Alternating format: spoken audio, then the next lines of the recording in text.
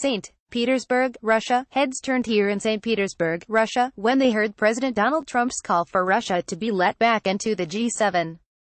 Responding to the president, the Kremlin, which was suspended from the group formerly known as the G8 in 2014, said it's focused on other formats. But beyond the cool reception, the Kremlin and many Russians would be delighted to be welcomed back into the G7 club. President Vladimir Putin just returned from Austria this week, a rare sojourn into a Europe that has been largely unwelcoming of the Russian president since he annexed Crimea. As European leaders seek to engage Russia on issues like Syria and Iran, Putin has also received the leaders of Germany and France in the last month. In this way, Putin, to a certain extent, has re-emerged as a political player. Perhaps recognizing he's gaining traction, Putin called for the sanctions that have been imposed against Russia by Europe and the United States to be dropped.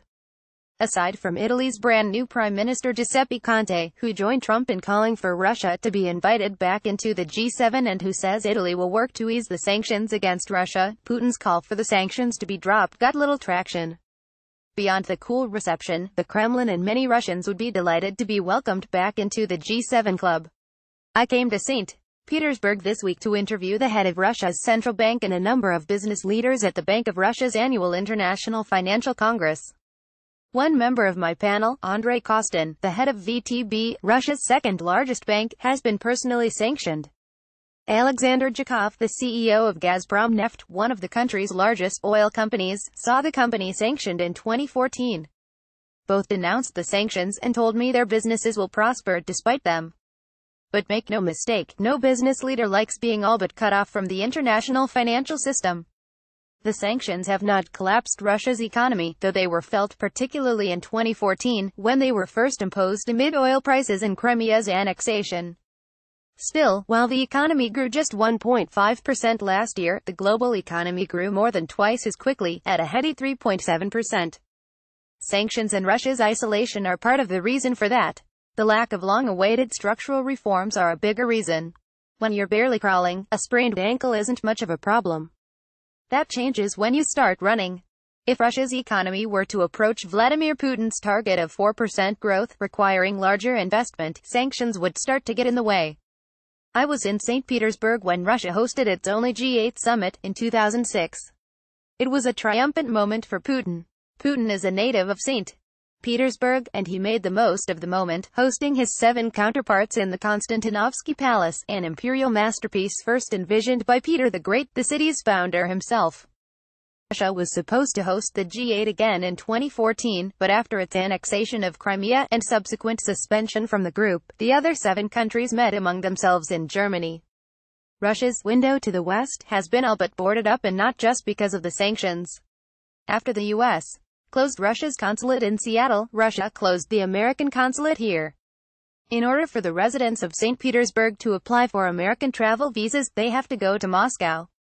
The process can be daunting and, as a result, many Russians choose not to even try. Russia's window to the West has been all but boarded up, and not just because of the sanctions. Russia's isolation is taking other forms. A Russian man I flew with from London to St. Petersburg told me he was stopped at customs and questioned for half an hour. "Where did you make your money?" British officials wanted to know.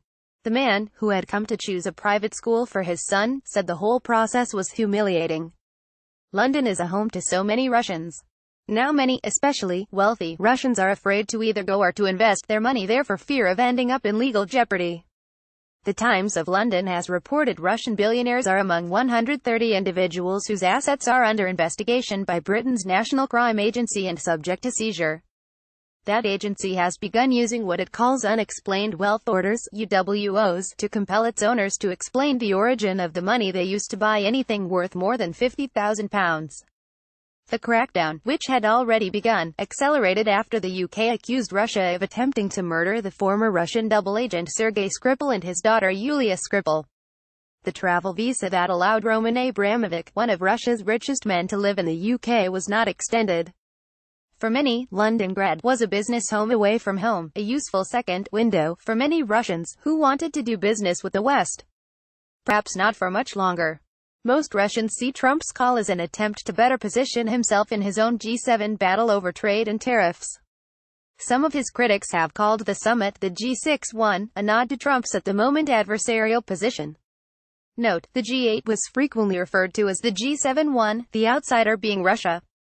As for the sanctions, the head of Russia's central bank, Elvira Nabiullina, said she is working under the assumption that they won't be lifted anytime soon. And many Russians believe their country's isolation will only deepen. Trump's desire to improve relations with Russia is not shared by America's allies. The one glimmer of hope here is that Putin's request for Vienna to host a Russian-American summit is being considered.